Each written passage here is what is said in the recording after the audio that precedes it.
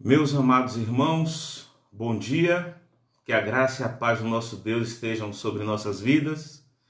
É muito bom reencontrá-los nessa manhã de domingo, nesse dia do Senhor, no dia que o Senhor fez. Alegremo-nos e exultemos nele.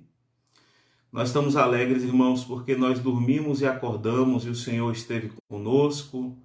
Estamos alegres porque as misericórdias do Senhor se renovam a cada manhã e são a causa de não sermos consumidos. Então, minha saudação a todos os irmãos que já estão conectados conosco, minha saudação aos nossos amigos que estão nos acompanhando também pelo Facebook.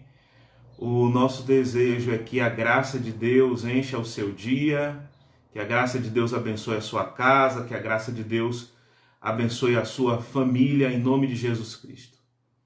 Nessa manhã nós estamos reunidos mais uma vez, meus amados irmãos, para estudarmos a palavra do Senhor e buscarmos edificação para as nossas vidas, nesses dias de quarentena, enquanto o Senhor é servido, não é?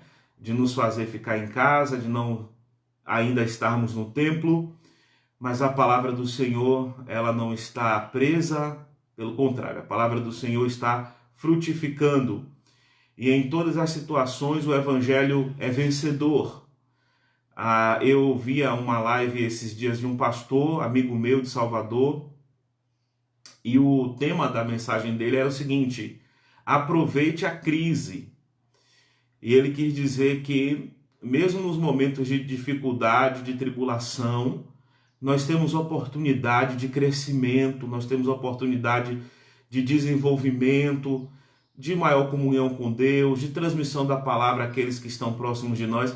Ele dava o exemplo do apóstolo Paulo quando estava preso, mas pelo fato de Paulo estar preso, toda a guarda pretoriana ouviu a palavra do Senhor, porque ficava um soldado preso ao apóstolo Paulo, e o apóstolo Paulo pregava o evangelho para cada soldado, né, que cumpria seu turno, e a palavra do Senhor foi disseminada.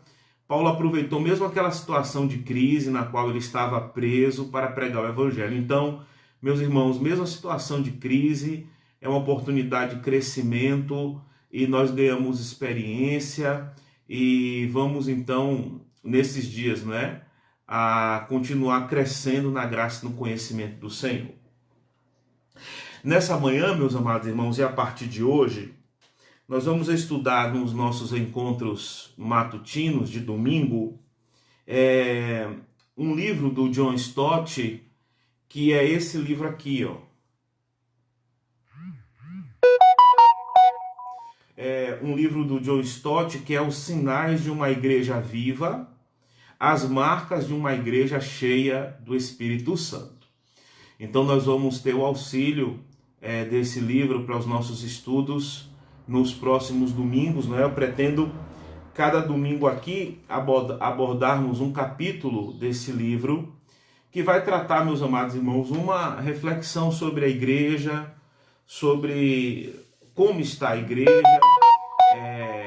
quais os erros que a igreja tem cometido, quais os acertos, como devemos, né, melhorar como povo de Deus. Nós sempre temos que estar nos perguntando isso. Até porque um dos lemas da igreja reformada é a igreja reformada sempre se reformando. Então nós estamos sempre olhando para a nossa prática como igreja, como povo de Deus, e verificando se essa nossa vida prática, se também os nossos conceitos, as nossas ideias estão embasadas na palavra do Senhor. Então nós vamos trabalhar com esse livro aqui alguns domingos, né?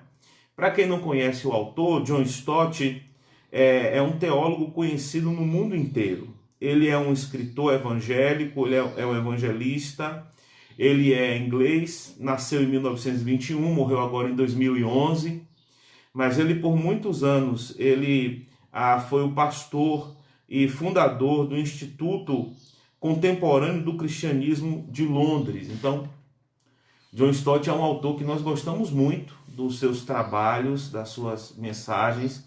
É um autor que tem edificado muito a igreja em todas as partes do mundo. Esse livro aqui, ele na verdade é uma coletânea de palestras que o Dr. John Stott fez na América Latina em 1995, em uma das viagens, não é, realizadas aqui à América Latina, ao nosso continente. Então, essas mensagens foram compiladas e foram transformadas em livro, e esse livro que nós vamos utilizar para os nossos estudos, meus amados irmãos, nesses domingos aí, tá bom? Vamos fazer uma oração ao Senhor para nós iniciarmos o nosso estudo da sua palavra nessa manhã. Oremos. Senhor, nosso Deus e nosso Pai, nós te louvamos porque dormimos e acordamos e o Senhor esteve conosco. Te louvamos porque as tuas misericórdias se renovam a cada manhã e são a causa de não sermos consumidos. Te louvamos, ó Pai amado, porque o Senhor enviou ao teu Filho que se fez carne, o Senhor Jesus, que veio ao mundo para remir um povo, para constituir para si uma igreja, para estabelecer o seu reino, para nos chamar, Deus amado, para a salvação e para a vida eterna.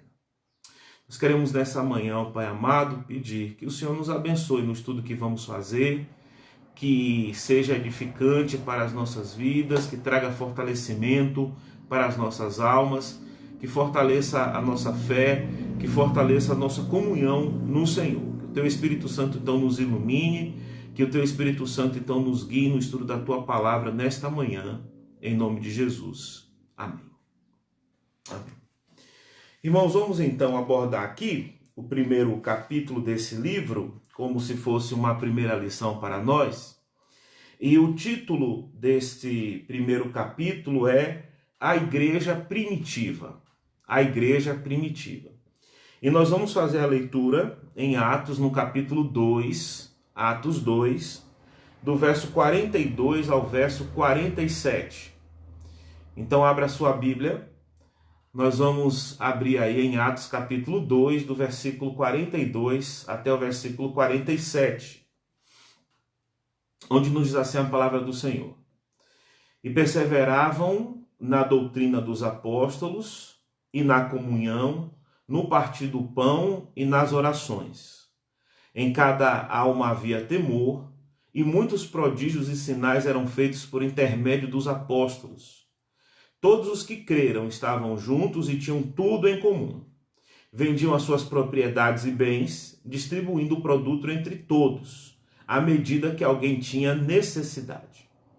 Diariamente perseveravam unânimes no templo, partiam pão de casa em casa e tomavam as suas refeições com alegria e singeleza de coração, louvando a Deus e contando com a simpatia de todo o povo.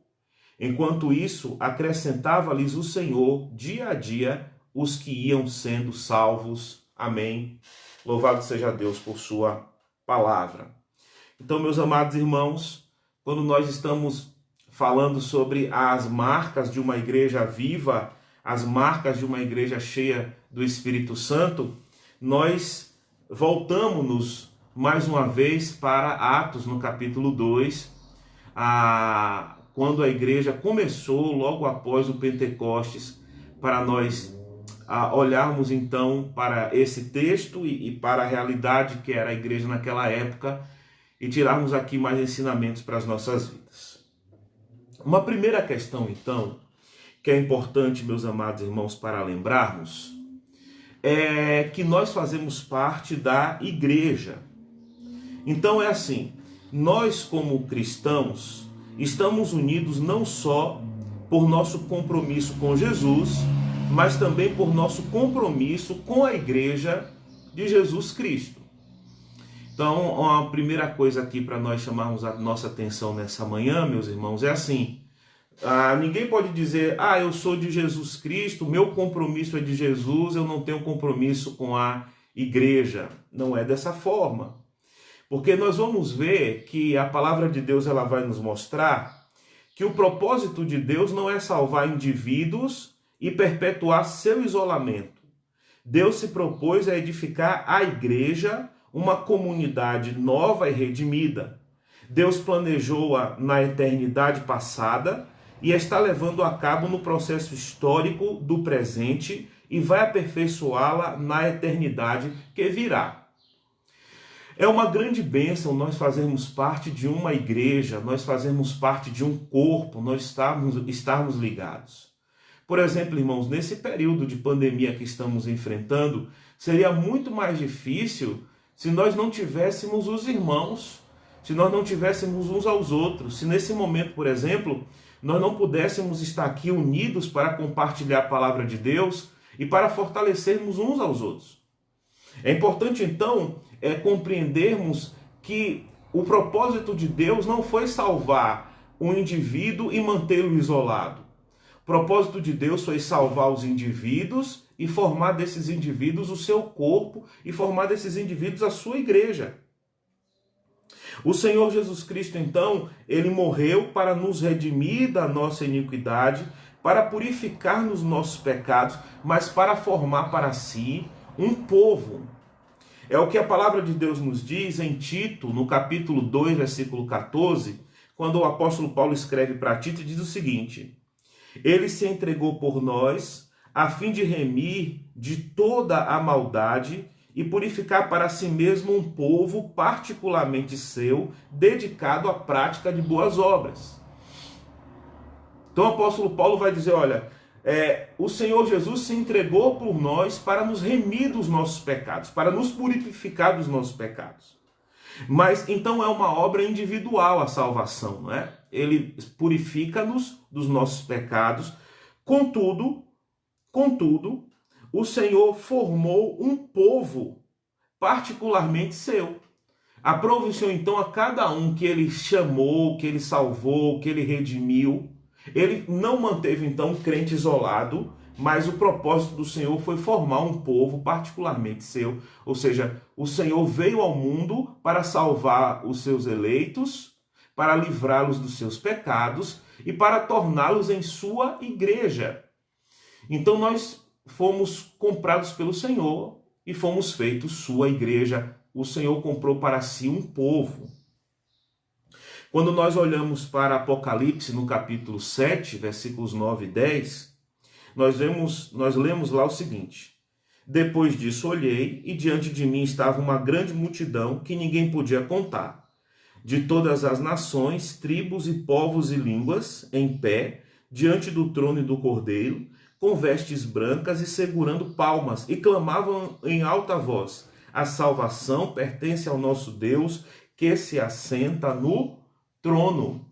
A salvação pertence ao nosso Deus que assenta-se no trono. Então o apóstolo João, em Apocalipse, ele teve uma visão da eternidade, da igreja reunida na glória, e ele fala, lá estavam pessoas de todo o povo, de toda a língua, de toda a nação, né? Eram pessoas que estavam separadas geograficamente, cada um em seu país, estavam separados por suas línguas, estavam separados por suas culturas. Mas quando foram redimidos, eles foram unidos na igreja do Senhor. Então, a igreja do Senhor, ela já está unida no presente momento, irmãos. Ela é uma só, pelo sangue de Jesus, pelo Espírito Santo, e na eternidade também ela será uma, né? Então, Deus salva o seu povo, Deus salva a sua igreja, e você deve ficar muito alegre por fazer parte da igreja de Deus. Nós devemos ter muita gratidão por fazermos parte dessa igreja do Senhor. Ele nos salvou e nos colocou como seu povo. Eu sou muito grato a Deus pela vida de cada um de vocês, pela vida de cada um dos irmãos, por sermos a igreja do Senhor e porque o Senhor nos uniu como sua igreja, não é? Louvado seja Deus por isso. É preciso então agora perguntarmos, irmãos, quais são as características desse povo, quais são as características dessa igreja, não é? É uma congregação, a igreja do Senhor, é um povo. O que é que marca então esse povo? Ou melhor, como é que nós podemos perceber que a igreja, que é o corpo de Cristo, ela é um corpo que está vivo? Como é então uma igreja viva? Como é uma igreja abençoada? Quais são as características que nos mostram que essa nossa igreja é abençoada? Que a nossa comunhão, que a nossa congregação é abençoada, não é? Quais são as características? E aí nós podemos já, meus amados irmãos, perceber o seguinte: essa igreja, ela ainda não é perfeita, não é? Ela é uma bênção porque Deus nos uniu como sua igreja, mas ela ainda não é perfeita. E em alguns momentos, esse povo de Deus, ele termina deixando de cumprir a obra de Deus e a mensagem de Deus, e termina se esfriando no seu temor ao Senhor, não é? Se nós lembrarmos aí de Apocalipse ainda, quando o Senhor Jesus envia uma carta à igreja de Éfeso, o Senhor Jesus vai dizer que aquela igreja havia abandonado o primeiro amor. Então, a nossa igreja, ela corre o risco, não é, de se esfriar na fé. Quais seriam então as características de que a igreja está viva, de que a igreja está pulsante, de que a igreja está abençoada, de que a igreja está fazendo a vontade de Deus? Nós vamos nos voltar então para a igreja primitiva, como nós chamamos, a igreja como ela aparece lá em Atos dos Apóstolos, logo no capítulo 2. Nós vamos voltar então o nosso olhar mais uma vez para a igreja primitiva, para verificar ali as qualidades e as características que Lucas descreveu aquela comunhão, aquela igreja lá nos primeiros dias.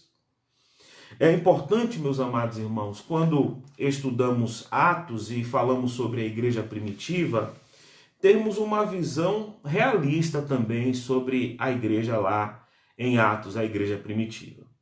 Porque muitas vezes nós destacamos apenas as bênçãos que haviam na igreja primitiva, na relação entre os irmãos, na sua relação com Deus, mas nós esquecemos que a igreja primitiva, a igreja em Atos, também era uma igreja que tinha defeitos, também era uma igreja que tinha problemas. Então nós não podemos ter uma visão assim muito romântica, até porque quando nós lemos Atos, nós vamos ver que logo no começo problemas começaram a existir no seio da igreja.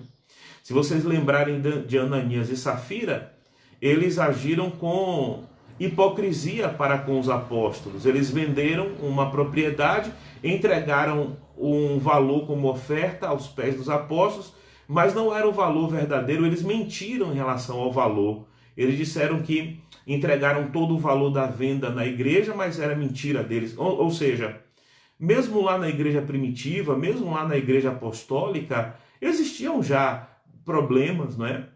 Nós ainda não fomos, meus amados irmãos, libertos do pecado, fomos, no sentido de que o pecado, não somos mais escravos do pecado, fomos libertos, mas o pecado ainda está em nós.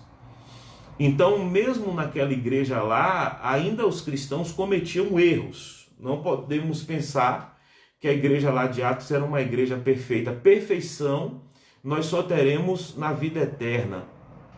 Contudo, meus amados irmãos, fica claro para nós que aquela igreja ali foi uma igreja que era profundamente renovada pelo Espírito Santo.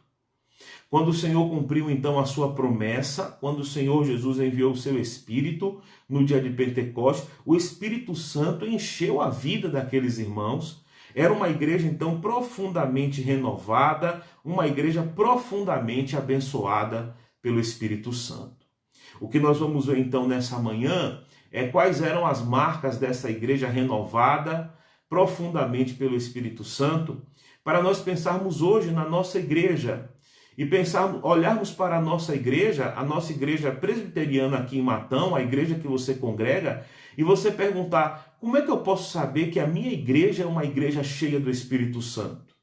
Como é que eu posso saber que a minha igreja é uma igreja viva? Como é que eu posso saber que o povo aqui é um povo renovado pelo Espírito Santo de Deus? Então nós vamos ver aqui 4 marcas, meus amados irmãos, que estavam presentes ali na igreja de Atos, na igreja primitiva, marcas que evidenciavam que o Espírito Santo estava agindo no meio da igreja, e vamos pensar também se essas marcas nós estamos encontrando em nossas igrejas, né? A primeira marca, então, que evidenciava ali que a igreja era uma igreja cheia do Espírito Santo, é que aquela igreja era uma igreja que tinha um ensinamento apostólico. A igreja tinha um ensinamento apostólico. Nós vamos ler aí em Atos, capítulo 2, verso 42, o seguinte: e perseveravam na doutrina dos apóstolos. Então a primeira marca ali da igreja, meus amados irmãos, era uma marca de ensino apostólico. Eles perseveravam na doutrina dos apóstolos. Vejam bem, meus amados irmãos, conforme até mesmo John Stott destaca aqui, essa característica de perseverar na doutrina, de perseverar no ensino, ela é uma característica que tem sido vista em poucas congregações em nosso dia. Se nós pararmos então para olharmos as igrejas que temos hoje e olharmos tanto dentro da nossa denominação, por exemplo, da Igreja Presbiteriana do Brasil, e olharmos para outras denominações, nós vamos, meus amados irmãos, perceber que hoje há um esvaziamento muito grande na doutrina e no ensino da igreja. Muitas pessoas hoje não suportam mais doutrina. Inclusive, os cultos de meio de semana, que nós chamamos, no nosso caso, de culto de doutrina, são cultos que não são os mais bem frequentados. Não são. Existe, então, até um desestímulo para as pessoas da igreja hoje. Elas não têm vontade de aprender doutrina. E muitos pastores e muitas igrejas também terminaram ficando desmotivados em ensinar doutrina, porque parece que quando você ensina doutrina não chama muito a atenção, e às vezes o objetivo é chamar a atenção, é ter audiência. Então muitos pararam de ensinar doutrina bíblica para ensinar apenas coisas práticas, né? Aquela ideia, não, vamos pensar só em coisas práticas, como se a doutrina não fosse para exatamente direcionar a prática de nossa vida. Mas o fato é, meus amados irmãos, que não são muitas congregações hoje que querem gastar tempo, que querem gastar esforço, que se reúne e que se congrega para estudar a doutrina, para estudar a Bíblia. Uma igreja viva é uma igreja que está aprendendo, uma comunidade que estuda. Então, uma característica ali, então, de uma igreja viva, de uma igreja cheia do Espírito Santo, de uma igreja renovada pelo Espírito Santo, é que esta igreja, meus amados irmãos, é uma igreja que estuda. Nós podemos dizer que o Espírito Santo abriu uma escola na igreja. Nesta escola, os mestres eram os apóstolos e os estudantes eram aquelas 3.000 almas que haviam se convertido. Os apóstolos foram preparados e foram treinados pelo Senhor Jesus e ensinavam para os irmãos convertidos. Essa foi a missão. Quando o Senhor Jesus Cristo disse, olha, ide portanto por todo o mundo, fazei discípulos de todas as nações, batizando-os em nome do Pai, do Filho e do Espírito Santo e ensinando-os a guardar tudo aquilo que vos tenho dito. Ou seja, meus amados irmãos, uma característica importante, e a primeira característica destacada aqui, era o desejo de ensinar a palavra de Deus e o desejo de aprender a palavra de Deus. Os recém-nascidos na fé, convertidos e cheios do Espírito Santo, não estavam dedicados a desfrutar de uma experiência mística que os fizera esquecer o que criam ou de arrazoar sobre isso. Pelo contrário, perseveravam na doutrina dos apóstolos e queriam aprender tudo o que fosse possível. Tinham fome da verdade e queriam sentar-se aos pés dos apóstolos e absorver seus ensinamentos. Existe uma falsa ideia de muitos irmãos aí que ser cheio do Espírito Santo significa sempre viver de uma forma mística, sempre viver em mistério.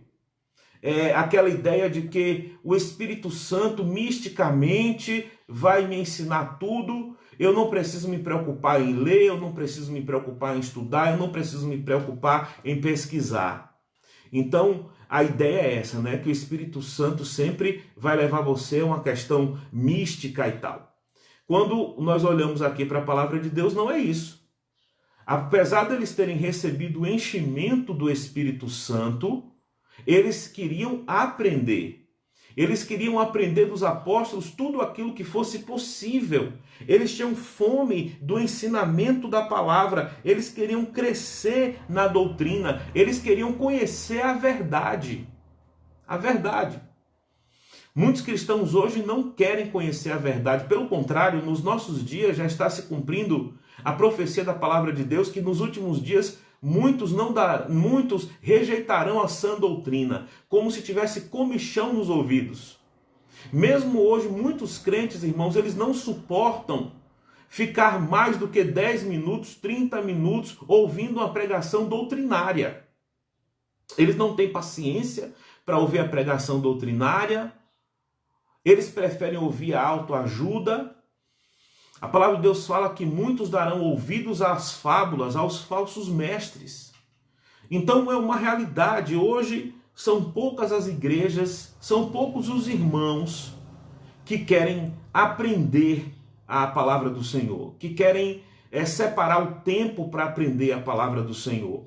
São poucas as igrejas que têm uma audiência grande nos cultos de doutrina, mas uma marca ali daquela igreja, uma marca daqueles irmãos era essa. Nós corremos hoje um risco do anti-intelectualismo.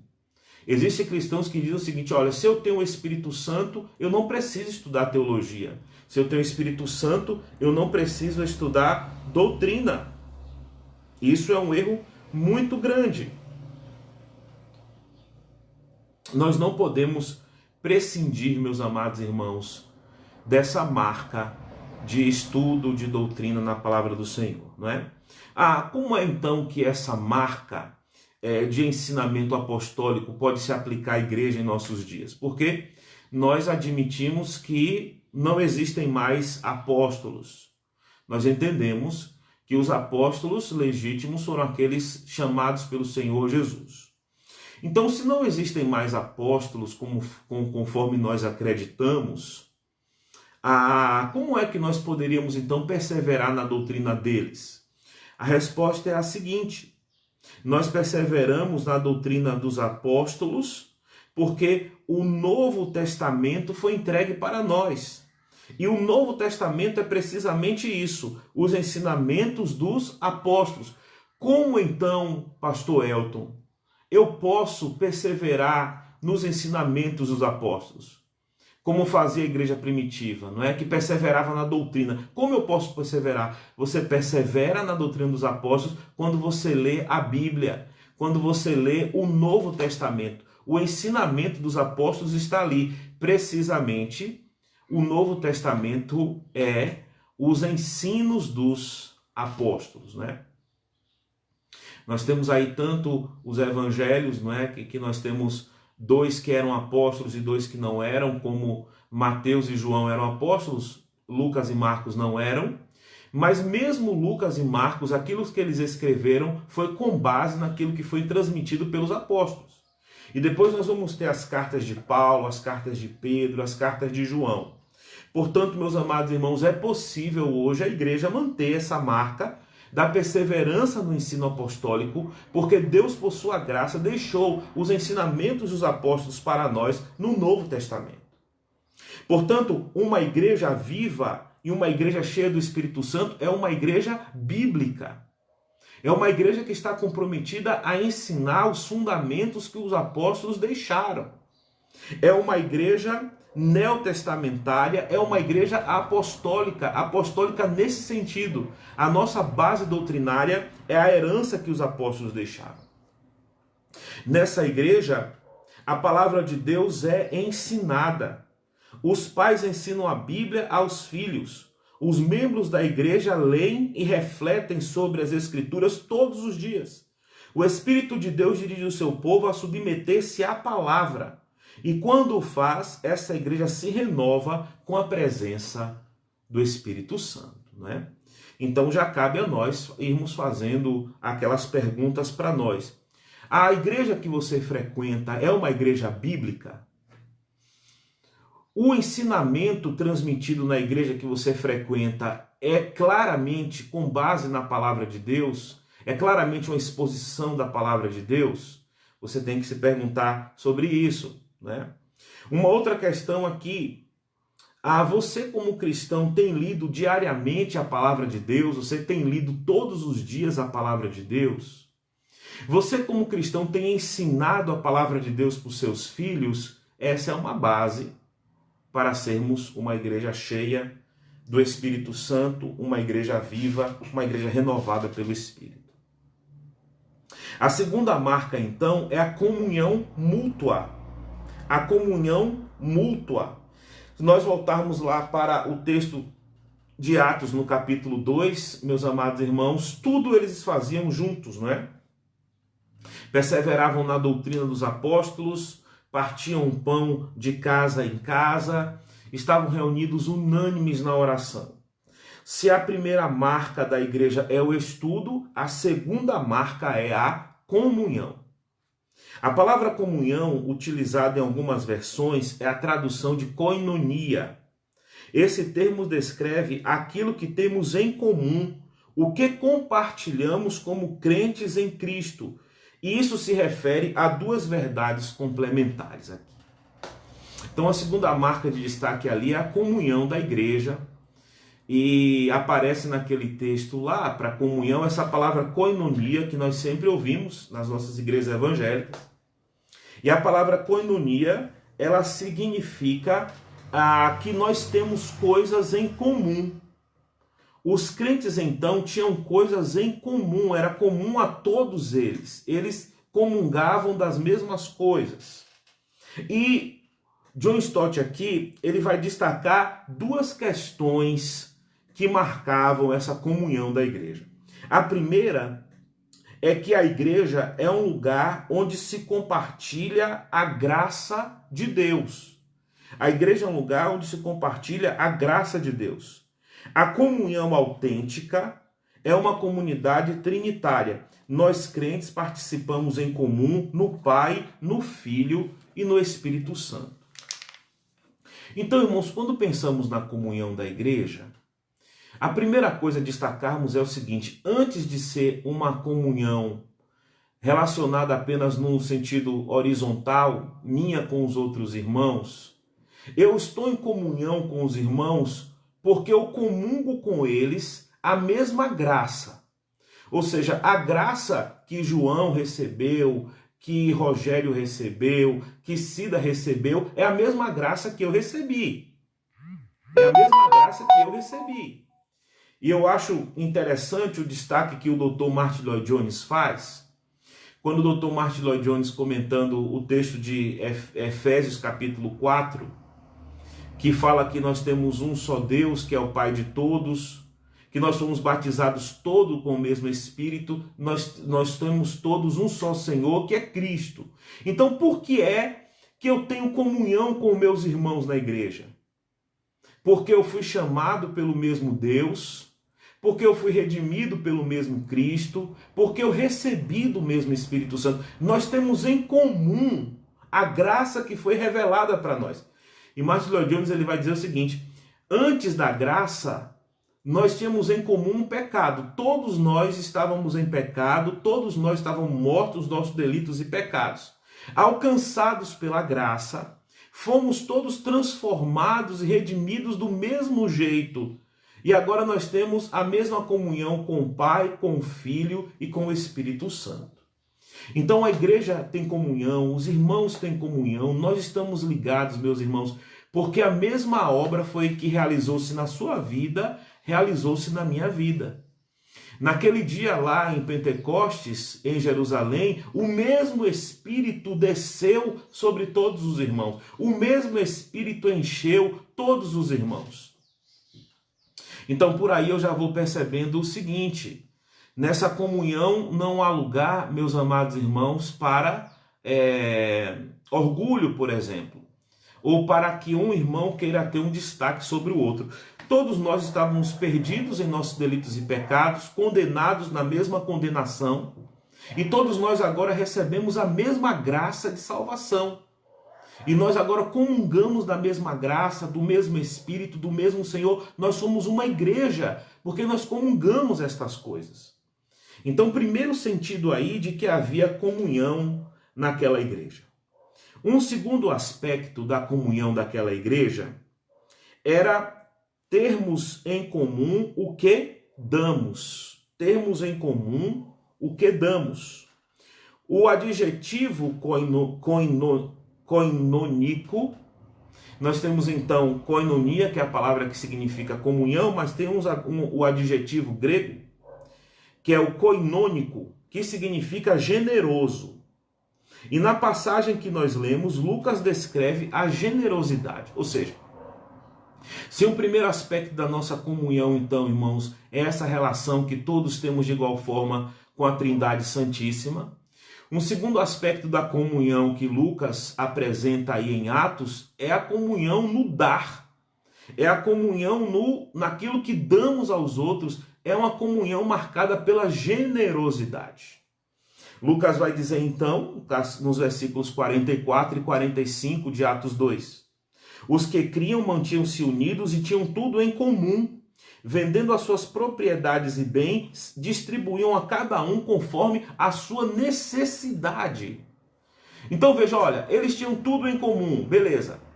Eles tinham em comum, estavam todos estudando a doutrina dos apóstolos, todos foram alcançados pela mesma graça, receberam o mesmo Espírito, mas o outro aspecto então dessa comunidade era a generosidade que os irmãos tinham entre si.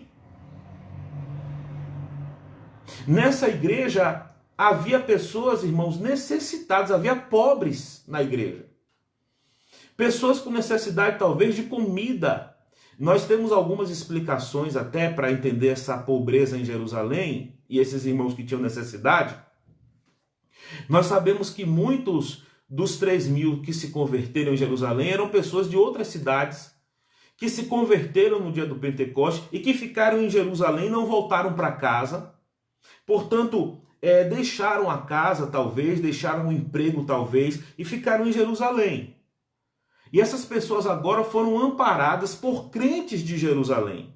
Esses crentes de Jerusalém não eram ricos também, mas alguns tinham casas e tinham outros tipos de propriedade. E alguns vendiam isso para sustentar as necessidades desses crentes que estavam lá passando por necessidade. E isso aí, irmãos, era um sinal de generosidade. Você falar que tem comunhão com as pessoas, comunhão, que você é um cristão, então tem comunhão com a igreja, significa que você precisa ser uma pessoa generosa. Ah, mas quer dizer então que Jesus Cristo exigiu de todos os seus discípulos que vendam as suas próprias casas, que vendam tudo e entreguem na igreja? Hoje nós temos pessoas que afirmam isso, né? Tem alguns líderes religiosos aí que são... Deixa eu procurar uma palavra aqui mais suave.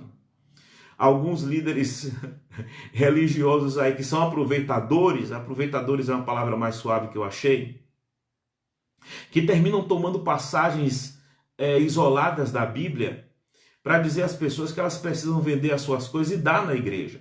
Isso nunca foi um mandamento do Senhor para todos os discípulos. Nós encontramos na palavra de Deus o Senhor Jesus Cristo falando com um jovem rico, que ele vendesse tudo quanto tinha e desse aos pobres. E nós percebemos ali que era mais uma forma do Senhor tratar com aquele jovem na segurança que ele colocava nas riquezas. Mas não é mandamento do Senhor que quem se converter e fazer parte da igreja tem que vender tudo que tem e entregar na igreja. Nunca foi. E uma realidade aí, meus amados irmãos, ainda em Atos, é que nós vamos ver nesse mesmo capítulo que as pessoas partiam o pão de casa em casa. Ou seja, as pessoas continuavam tendo as suas próprias casas. Continuavam tendo as suas próprias casas. Então não há mandamento bíblico para você vender a sua casa e dar na igreja.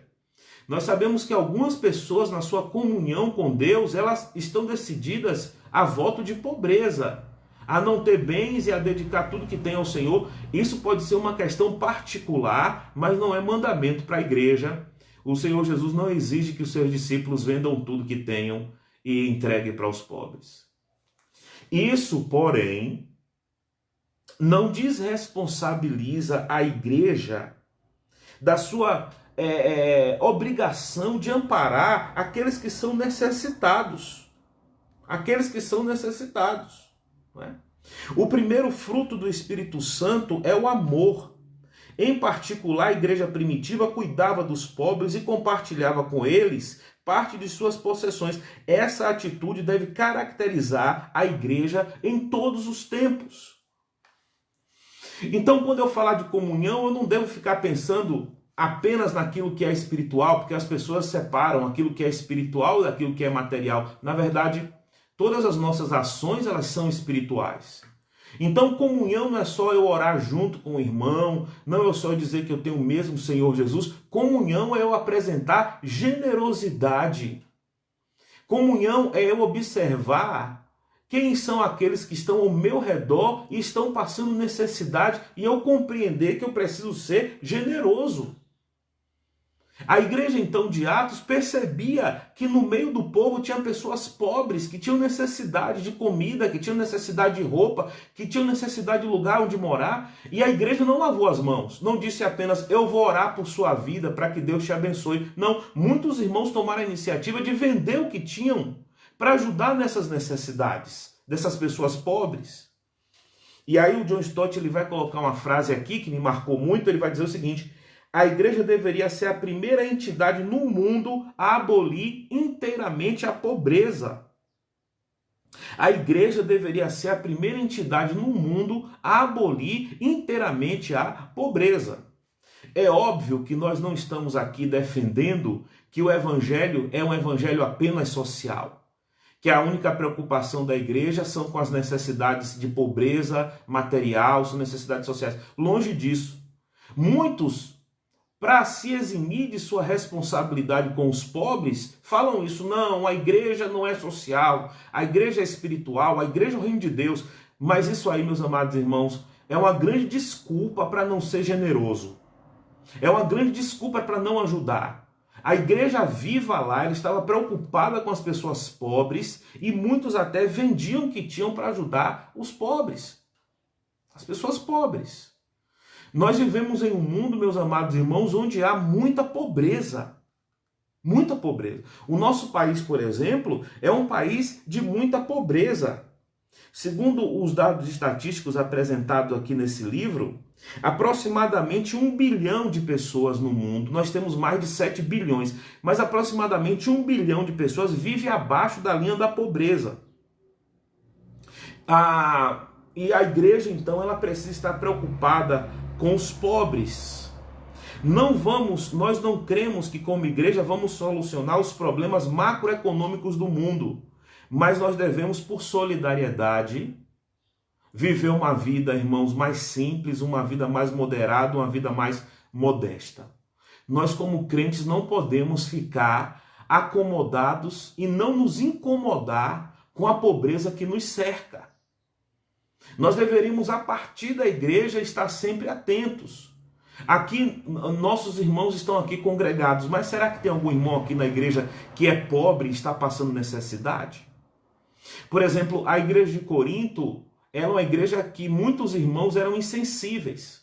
Porque no dia da ceia, onde também era, além de se realizar a parte espiritual da ceia do Senhor, havia também uma refeição comunitária, mas muitos crentes que tinham comida para levar, comiam tudo e não deixavam para os crentes que não tinham comida para levar, para os crentes pobres, uma insensibilidade em relação aos necessitados.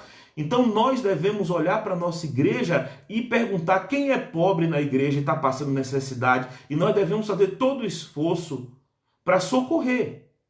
Assim como deveria ser, irmãos, a nossa posição para o resto do mundo. Mas se você não pode mudar o mundo, você pode agir no seu redor, né? Então, a segunda marca da igreja era a comunhão. A comunhão com o Pai, com o Filho, com o Espírito Santo, a comunhão na obra que foi feita em cada um de nós, mas a comunhão no dar. Uma igreja cheia do Espírito Santo é uma igreja generosa. A generosidade tem sido sempre uma característica do povo cristão, porque o nosso Deus é um Deus generoso. Então fazemos a pergunta logo também. A sua igreja é uma igreja generosa? A minha igreja é uma igreja generosa? Nossa igreja é uma igreja generosa? Nós estamos atentos e preocupados com os pobres que estão entre nós? Você, como cristão, é uma pessoa generosa? A generosidade, então, é uma marca daquele que é cheio e daquele que é renovado pelo Espírito Santo de Deus. Vamos lá? Uma terceira marca, então, é a adoração prazerosa e reverente. Então, no capítulo 2 aí de Atos, no verso 46, nós lemos o seguinte: todos os dias continuavam a reunir-se no pátio do templo, partiam pão em suas casas e juntos participavam das refeições com alegria e singeleza de coração. Né? Uma outra marca aqui da igreja é a adoração a Deus. Essa adoração, meus amados irmãos, ela precisa ser uma adoração alegre, uma adoração prazerosa, mas ela precisa também ser uma adoração reverente. A nossa adoração, então, ao Senhor, conforme Lucas apresenta em Atos, ela tinha um equilíbrio. Ela tinha um equilíbrio. Por um lado, ela era reverente, ela compreendia que o culto é um culto ao Deus Santo, que deve ser reverenciado, mas por outro lado, ela também manifestava a alegria. Na igreja primitiva, a adoração ela se dava então em dois fatores de equilíbrio. Por um lado, havia a adoração informal, mas também havia a adoração formal. Vejam só, a Bíblia fala que eles estavam reunidos no templo.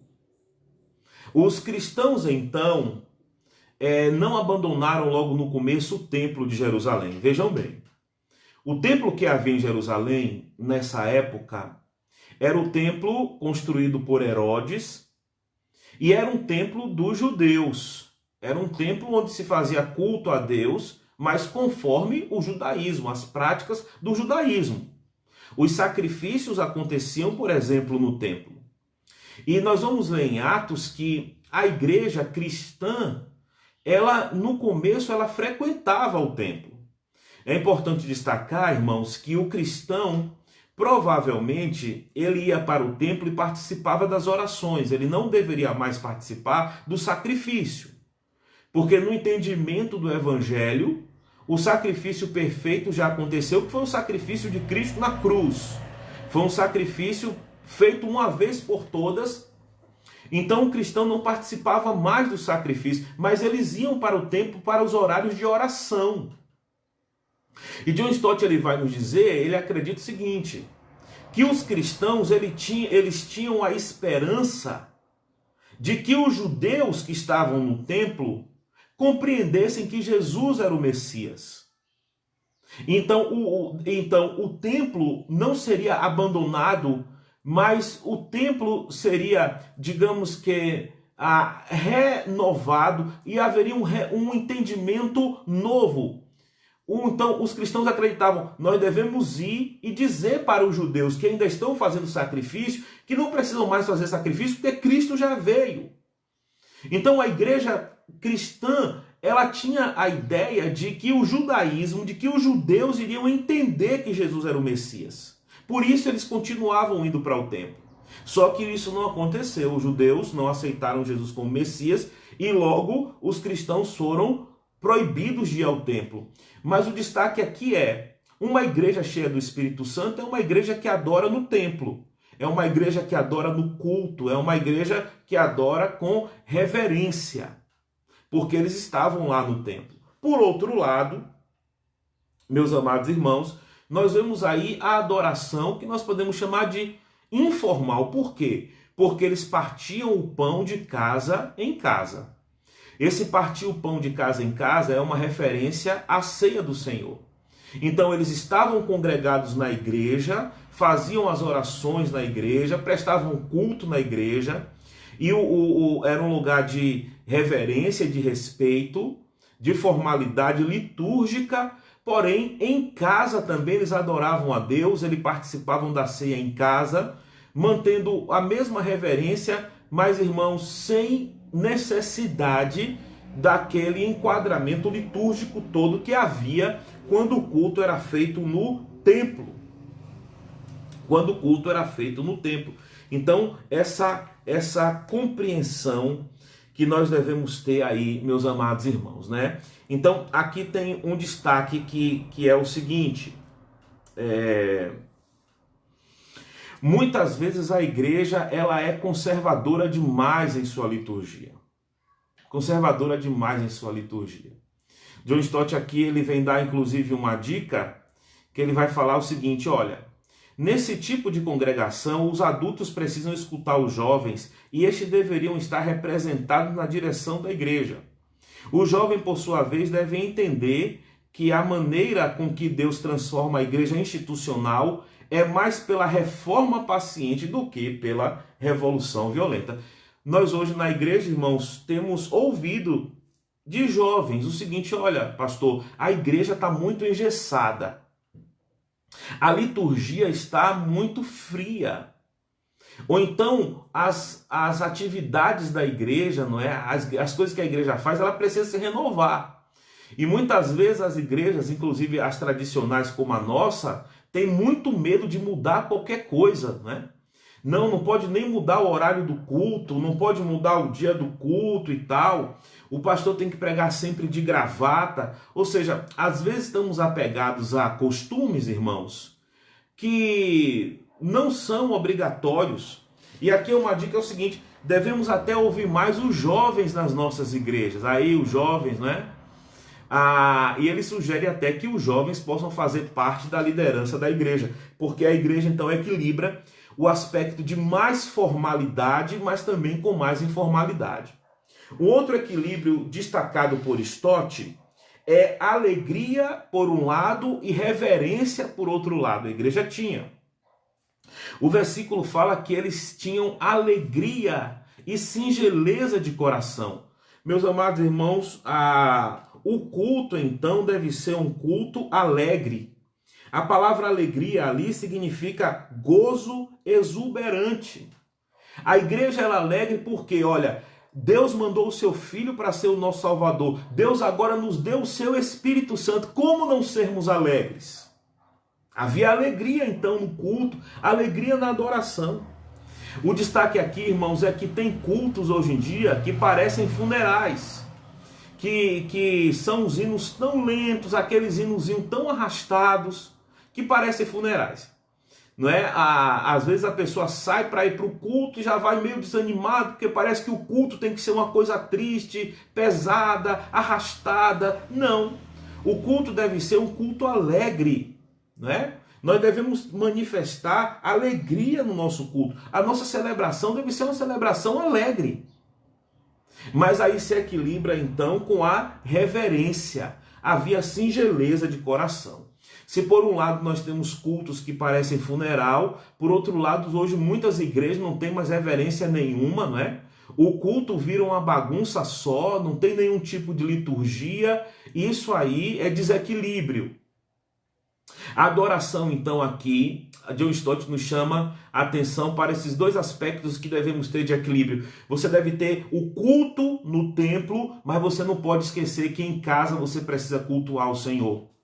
E um exemplo disso tem sido a quarentena, e muitos irmãos estão perdidos porque não faziam culto em casa, e muitos ficaram agora sem saber como é que faz culto em casa, não é? Outra coisa é o seguinte, a adoração ao Senhor, ela tem que ter a reverência, como nós temos a nossa preocupação, mas ela também precisa ser alegre. Precisamos ouvir os mais velhos na igreja e precisamos também ouvir os mais jovens. E é necessário que haja comunhão e equilíbrio, né? Uma adoração, então, que é uma adoração prazerosa e reverente, marca a igreja. E, finalmente, irmãos, um quarto ponto aí de uma igreja viva e cheia do Espírito Santo é a evangelização contínua. Se ficasse apenas lá nos primeiros versículos, 42, que fala que eles se perseveravam na doutrina dos apóstolos, na comunhão dos santos, no partir do pão, era muito bom. Mas estava apenas a igreja dentro de si. O versículo 47 é um versículo importante, porque vai dizer, e o Senhor lhes acrescentava diariamente os que iam sendo salvos. Ou seja, a igreja, meus amados irmãos, é um povo que se fortalece na comunhão, que se fortalece no ensino da Bíblia, que se fortalece na adoração a Deus, mas ela está aberta para o mundo. Não no sentido do mundo entrar na igreja, mas da igreja entrar no mundo. E Lucas vai dizer que o Senhor acrescentava dia a dia à igreja os que iam sendo salvos. Nós não podemos ficar num ambiente de conforto dentro da igreja. Nós somos chamados para levar o evangelho do Senhor Jesus Cristo. Então, uma marca de uma igreja viva, irmãos, é uma igreja que tem uma evangelização contínua. Tá? Atos 2,42 é um versículo favorito e clássico, e muitas mensagens e discussões têm sido proferidas sobre ele. No entanto, se tais mensagens fazem referência somente ao versículo 42, todas elas ficam desequilibradas. Não há ali uma descrição completa e harmônica da igreja. Não poderíamos pensar em uma igreja como uma comunidade única, ocupada unicamente de si mesma, como se tivesse abandonado o mundo necessitado de que está do lado de fora. Somente quando chegamos ao final da passagem é que a perspectiva se completa, que nós vamos ver que o Senhor acrescentava dia a dia a igreja. A igreja, então, irmãos, não deve fechar em si mesma, né? Como algumas pessoas fazem um monastério. E disse, olha, vamos aqui viver dentro desse monastério na luz, na comunhão com Deus, e se fecham para o mundo. Não. Uma igreja viva, uma igreja cheia do Espírito Santo, é uma igreja de evangelização contínua.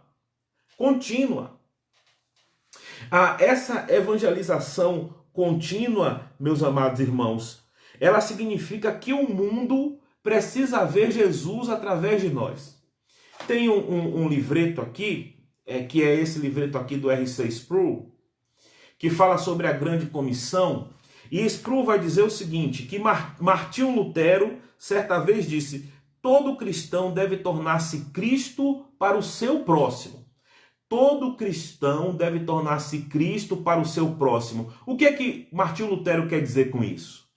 As pessoas no mundo não estão vendo Jesus sendo crucificado, não estão vendo Jesus ressuscitar, não estão ouvindo a palavra, a pregação direta de Jesus.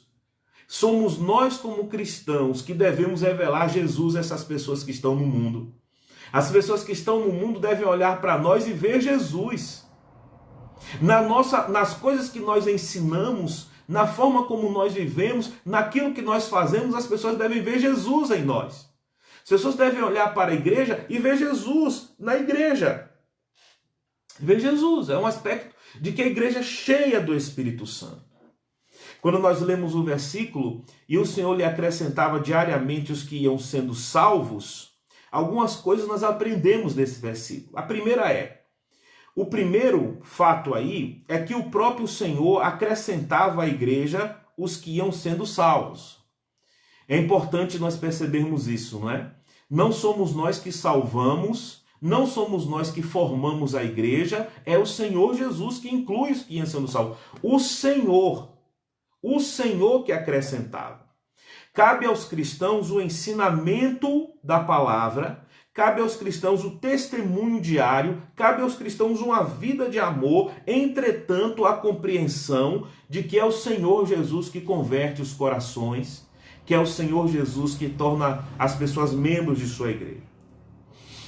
Uma segunda coisa a destacar, meus amados irmãos, é a seguinte: o Senhor Jesus não acrescentava as pessoas sem que fossem salvas, nem os salvavam sem acrescentá-las à igreja. Ser salvo é pertencer à igreja. São dois atos que caminham juntos.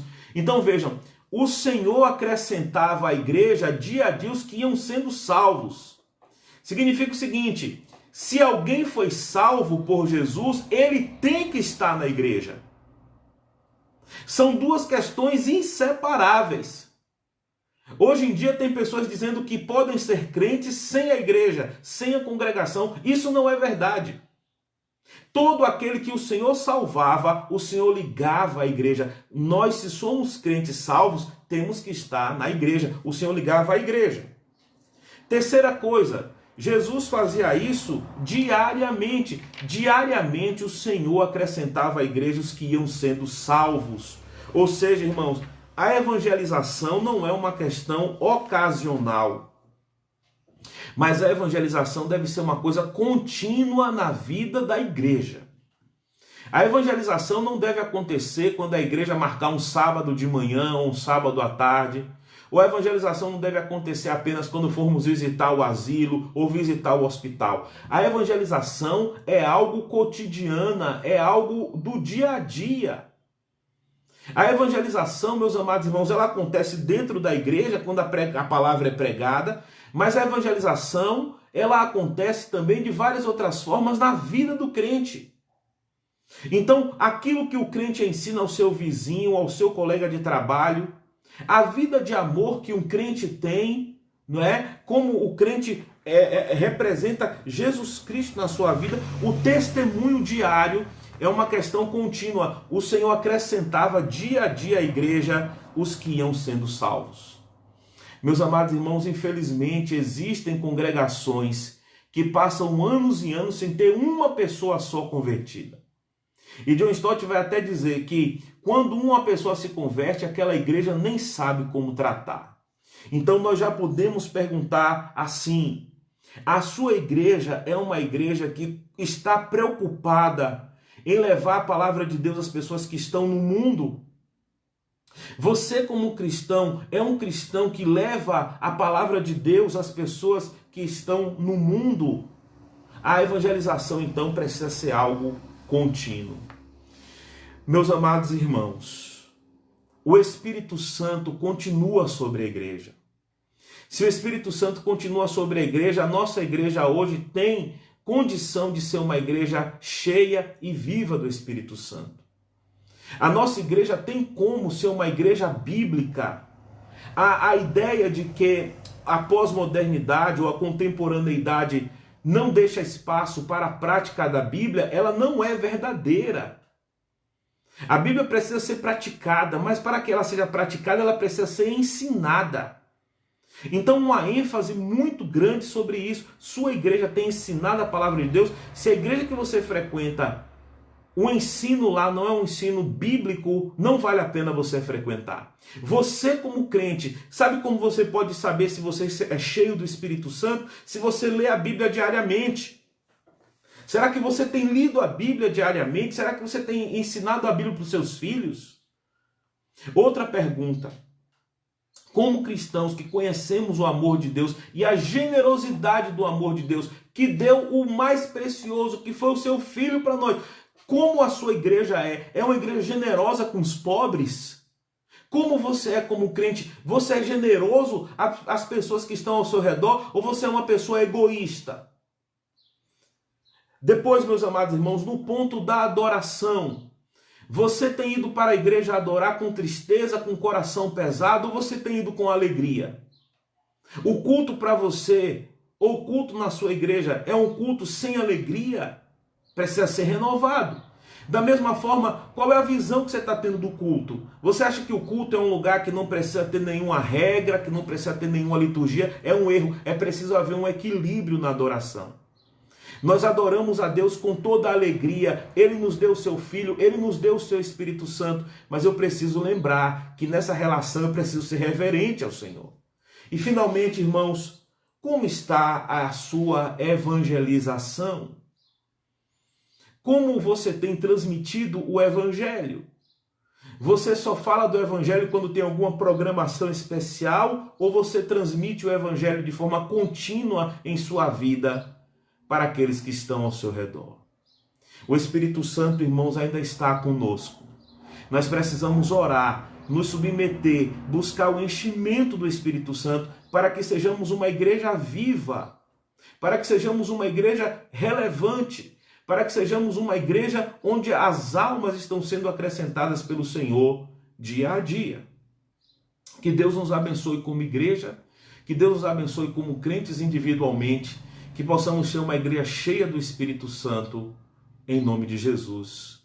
Amém. Que Deus nos abençoe.